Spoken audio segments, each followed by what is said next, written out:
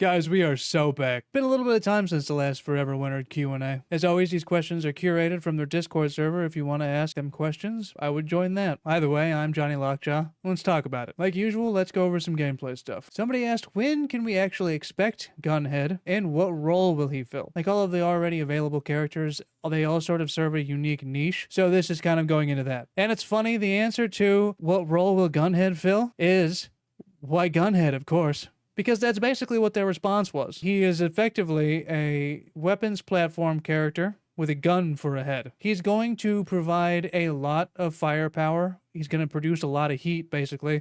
And in turn, enemies will see robot shooting me with gunhead and respond accordingly. So he's going to generate a lot of heat, which kind of makes sense. He's effectively going to be a big aggro tank, which does sound really neat. He's going to have a lot more health than the other characters, but that's going to come with some pretty unique downsides, so there's going to be some risk reward. Those downsides are you're not going to be able to use any of the consumables in the game, and you won't be able to be revived, or at least that's what they're saying so far. That's kind of neat. I do like the way that that's sort of being approached. He's obviously going to be a machine, so it's going to be a little bit differently. The fact that you can't heal is going to be a little rough, but obviously if you start off with more health than any of the other characters, then it kind of balances out a little bit. You're going to have to pick and choose your own combat encounters a little bit. All in all, it doesn't seem so bad. Not being able to be revived is going to be really tough, but you're a machine. If you run out of health, if you're destroyed, you're destroyed. There isn't anything saving you. So Miles did allude to the fact that people are going to have a very Merry Christmas when it comes to Foreverwinter. So that sounds like we're going to get some content drops, or at least Gunhead maybe around that time. We'll have to wait and see, obviously, but I think we're going to look forward to some stuff coming in soon. Moving on, somebody asked whether there will be more European units at play during the night shift modes. Obviously right now it's mostly just Eurasian and Euruskins kind of running around. Actually, what's funny, it's mostly just Eurasians if we're being perfectly honest. But yeah, they're adding more stuff to it. There's going to be different things that actually go into it, different probably spec ops units is what I assume, just bigger enemies that can actually survive the hellscape that is the nighttime and the Foreverwinter. In general, it sounds like they're just going to be implementing better European units, so look out for that at some point. Again, no real timeline was given. Maybe it'll come during the Christmas time when they said, you know, we're going to have a Merry Christmas. I have no idea. After that, somebody asked whether or not they were going to try to incentivize players to do some of the bigger, harder maps instead of just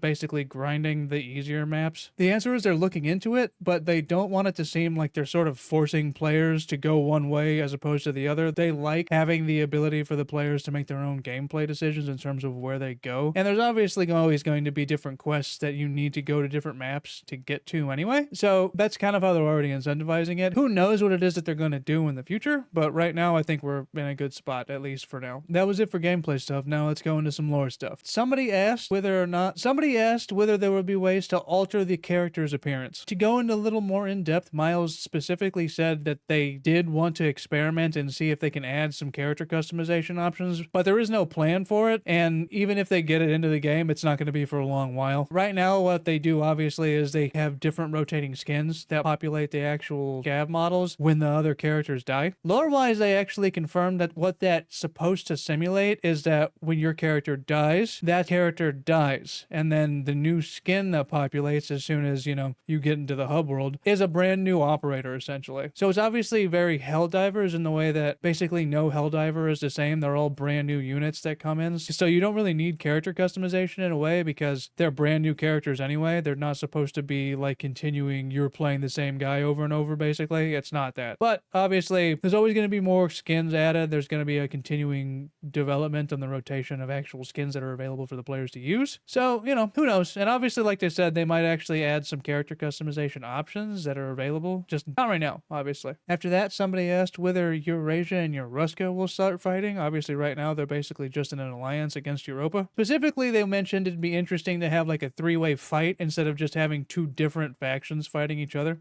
Jeff mentions a minor spoiler, apparently, that is something that probably will happen in the near future. A three-way battle between different factions will happen, and it'll happen soon. He also mentioned, and this is the spoiler, that might be with the current factions or new factions that haven't been introduced yet. Now, obviously, they've kind of alluded to the fact that the 3 factions that are at play right now aren't all of the ones that they have planned. They've said so in previous dev QAs, but it is really cool to see them, I guess, sort of confirm it, which is, something neat. To go more into this, actually, Miles sort of alludes to the fact that there might be rogue factions within the factions that are already at play. And to add to that, they're looking to make the player's actions in the actual game sort of organically make different changes to how the war is going for the different factions and what it is that they actually think that their priorities are. So, that'd be kind of neat to see you help the Eurasians fight, and then suddenly Ruska isn't super hot on Eurasians, and then they start fighting with everybody. Or, it'd be nice to see organic changes between what's going on. I suppose, speaking of Ruska, somebody asked about any lore developments that we have. Right now, we really only know about Europa and Eurasia. And I guess as another stay tuned, specifically going into all of that, we might get a new face in the next dev QA because they might bring in the head lead of the actual Euruskan development force from the team into the next dev QA. So be on the lookout for that. I obviously have no idea when that'll happen. The last one took about a month. I would assume that'll probably be thereabouts the same release pattern. Miles did sort of allude to the fact that the conscripted soldiers may or may not actually know whether home is actually still there when they're in the battlefield or not. All they really know is that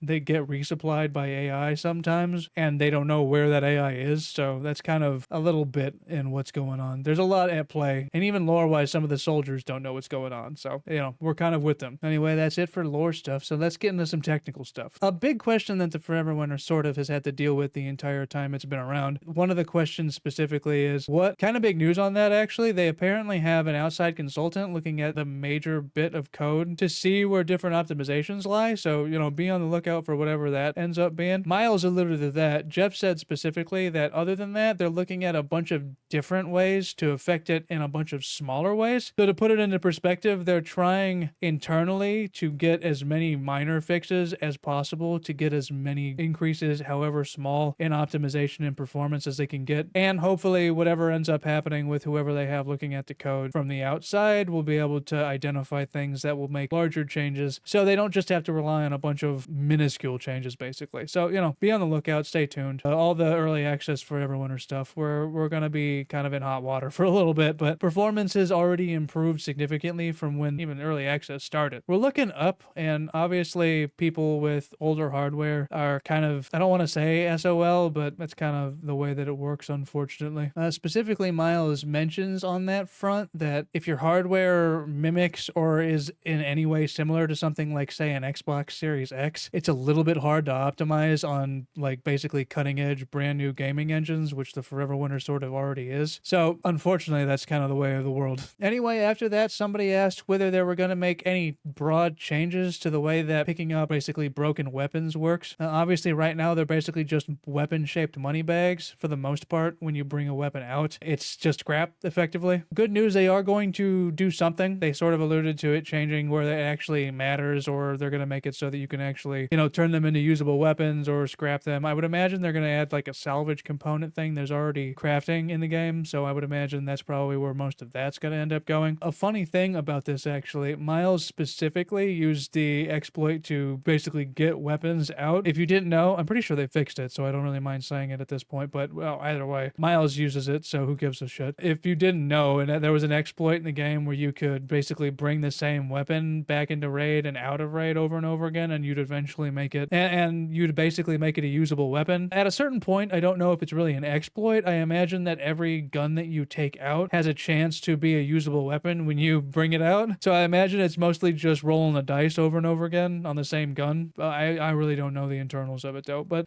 again, it's funny that Miles was using it just because it was in the game, and fuck it, I guess, was his basic reaction. Same old on that though. There isn't really a timetable. We're going to have to wait, etc., etc. Foreverwinter, babe. After that, it's a question type that I hate. It's asking whether or not we're going to see visual improvements to the enemy AI. Obviously, yes, there's going to be improvements on what's going on with the AI. I really get where these questions come from a lot of the times, but the blanket question of, are you working on this early access game still, early access developers? What are we doing? Like, we know that they're working on the game. They're going to make improvements to it over time. Like, please. Oh, we can ask better questions, but who knows? Maybe we can't. I'm not the one picking the questions. Either way, that was it for technical stuff. So let's get into some playing concept. Kind of a drum roll. I'm not going to do it. You can imagine it. Somebody asked, are there any real details that they can give on Water 2.0 right now? And if I'm being honest, it sounded like a lot of babble that we're going to have to basically wait until Q1 of 2025 to really get any information on this, or at the very least to actually see what Water 2.0 is. Maybe you can actually watch the video. I'll link it in the description to see if you can derive a better answer, and then you can let me know. But that's what I derived from it. Something cool, though, about that is that we can expect a new lore video to come out soon. So that's kind of a segue that he used to get to that point. So I don't know when that'll be available, but be on the lookout for it. That's kind of neat. Jeff and Miles obviously do want to make it very clear that they are very cognizant of the luxury that they have to try out these kind of systems that would basically be dead in the water in any other development space. Obviously, the water death mechanic has been highly contentious, and it hasn't really gone super well. Some players aren't even playing the game or buying the game specifically because it's in the game. I'm not one of those people, obviously, because I feel like it doesn't matter that much. It's just a video game. Who gives a shit? The Forever Winter is fun, and it's fun to play. Whether you feel like you have to play it because there's a running timer is on you, but I don't think that it's really a deterrent. I kind of feel like I'm cool with coming back to an early access game after losing everything, basically, and starting fresh. It's an early access game. I don't really give a shit. But, that's me. Some people do care, and that's fine. Realistically, again, though, Miles kind of gave a non-answer to the question. We're just going to have to wait until Q1 of 2025, it seems, to get any real insight on what's happening with that. After that, though, somebody asked a kind of neat question, whether there was going to be implementations on different ways for the enemies to sort of get into the battlefield instead of, poof, they're there now. Actually, yes, they're working on different improvements to actually make that happen. They already have different prototypes and different animations to sort of play to actually make that a thing. Obviously, it's all a work in progress, and I didn't really hear if there was an answer on when those will be implemented. That's part of the broader thing that they're working on collectively. We'll get into that in a moment. It is super cool to see them kind of go into this, actually. Obviously, it's super funny to see enemies just sort of pop into existence in a game like the Foreverwinter, where it's kind of more serious, I suppose, as a context for most things. But, that's kind of where we're at right now, obviously. They're working to improve it. That was actually it for planned content, so now let's move into some miscellaneous stuff. Kind of big news. We already sort of knew this from previous QAs, but Miles has been working on business relationships with different studios. Technically, there is no update on when those will be available, but he did say in the near future he's looking forward to being able to announce business partnerships to actually get that figured out. Obviously, they can't really announce that they have a business partnership if they don't have one, so we're kind of looking into the future for that. Another big thing too is they're looking at adding a coffee table book to the mix, so that's actually really cool. For those of you who don't know what a coffee table book is, it's basically an art book, like an actual physical art book that's sizable enough to fit, on a coffee table, if you'd believe it. I'm certain you've seen a coffee table book if you've played the Foreverwinter. You're probably old enough to know what that is, but some people might not. So here we are. After that, somebody asked what the development team is actually prioritizing and spending the most time on at the moment, and what kind of content and stuff we can sort of foresee to the future. And if you'd believe it, it does sound like performance optimizations are taking up a majority of the actual developer time right now. Obviously, they want to sort of get that ironed out as quickly as possible to the best of their ability so that they can actually start working on future content for us. They also made mention that they're working on different systems and sort of subsystems that may or may not actually already be in the game that we know about or not. And they're sort of prototyping, or at least sort of testing different things to add onto that at current. And like they've already sort of alluded to in previous QAs, they want to make sure that things that they put out sort of have both a user interface, like front-facing player option, as well as something that's sort of a broader network of mechanic that's being used throughout the entire game. Like, for example, they've already sort of alluded to having working radios and working different like radio chatter that you can actually listen in on, but that also, if you used in-game VoIP, that the enemies can actually listen in on as well. How that gets implemented, I have no idea, but that sort of thing is what it is that they are trying to do with anything that they add. All good things. Obviously, they want to make sure that the game is functional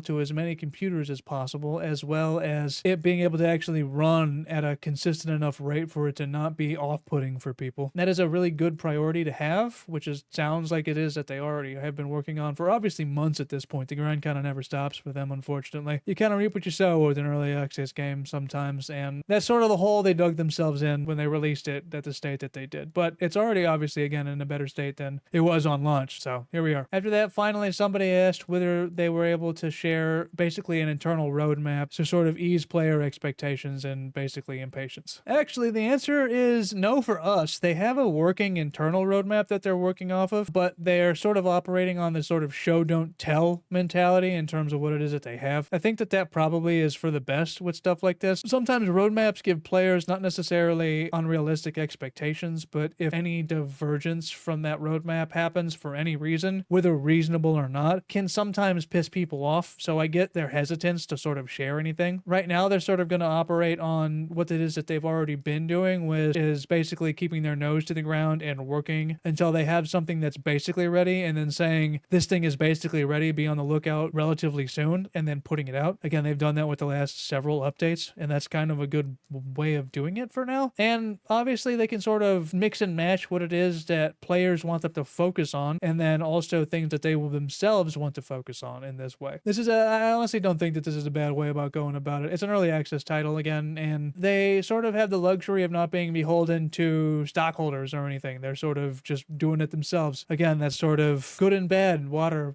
system. We're here, we're playing the game. People still enjoy it. There's clearly still buzz about it, and anytime any new content comes out for it, it's always a big deal for the people that actually enjoy the game. And I look forward to, it seems Christmas is what it sounds like. We're going to have to wait till to get new content. So that actually sort of feeds into what their plan usually is. It's about a month out that they announced that there might be new content coming out soon, and it's the 22nd of November now. So it does sound like we're about a month away from some actual content drops. So, be on the lookout. It should be exciting. That was the last question. I continue to be excited for new content for the Forever Winter. These guys are, Bundog has obviously been working their asses off for the last several months to get this in a state that it is in now. It's working way better than it used to. I can tell you that for free. But that about wraps it up. If you made it this far, thank you so much for watching. If you liked what you saw, don't be afraid to like, comment, follow, and subscribe. I would genuinely appreciate it. But until then, do me a favor, please don't die.